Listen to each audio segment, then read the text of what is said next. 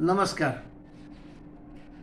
आफ्रिकेच्या पूर्व भागामध्ये युगांडा नावाचा एक छोटासा देश आहे. 4,77,00,000 एवढी त्याची लोकसंख्या आहे. म्हणजे आपल्या महाराष्ट्राच्या निम्म्यापेक्षा कमी ही लोकसंख्या आहे. 1962 साली हा देश इंग्रजांपासून स्वतंत्र झाला आणि त्यानंतर मग त्यांनी आपल्या प्रगतीला सुरुवात केली.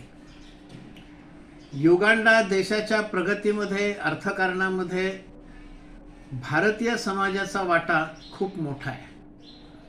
80,000 भारतीय तिथे राहत होते. काही पाकिस्तानी आणि आता ज्याला नंतर बांगलादेश, 62 साली पूर्व पाकिस्तान होतं, यातलेही थोडे थोडे होते.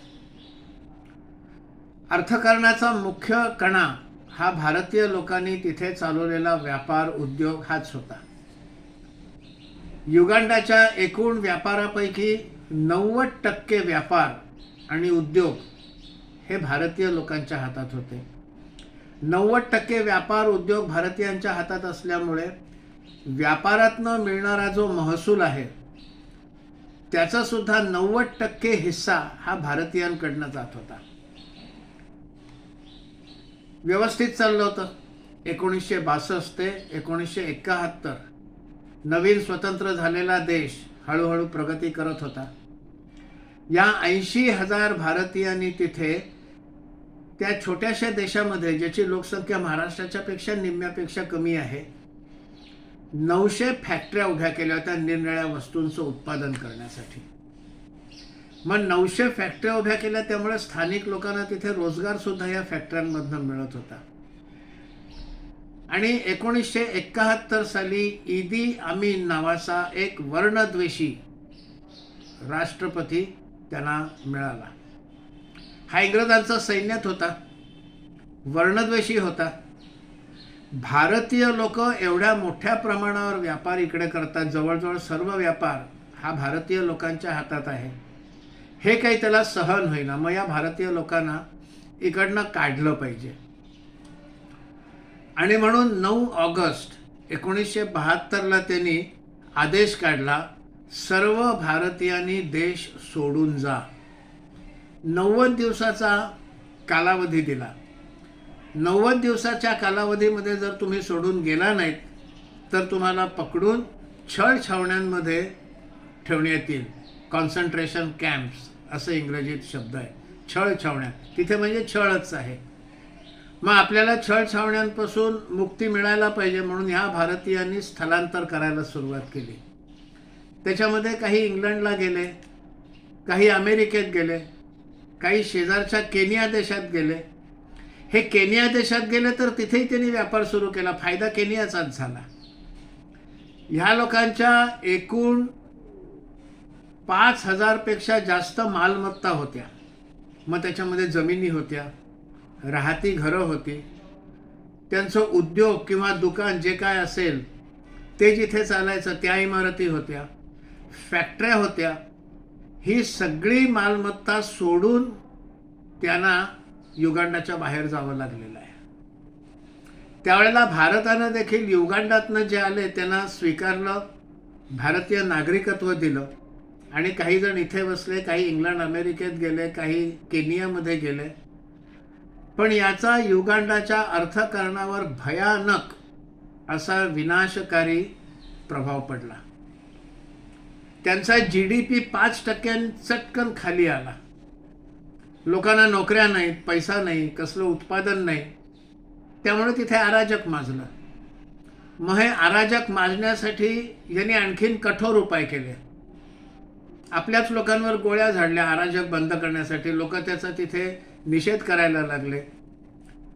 मग हा निषेध थांबवण्यासाठी त्यांनी गोळ्या झाडल्या. त्याच्यामध्ये त्याच्या या 8 वर्षाच्या कारकिर्दीत त्यांनी जवळजवळ 30,000 लोकांना ठार मारलं. आणि मग जरा बरेच दिवस आले. 1979 साली ईदी अमीनची सत्ता ही दुसऱ्या एका तानाशहानं उलथून लावली. पण त्याही नंतरची पुढची 6-7 वर्ष ही अशीच उलथापालथीची गेली. युगांडाचं झालेलं नुकसान काही भरून निघत नव्हतं.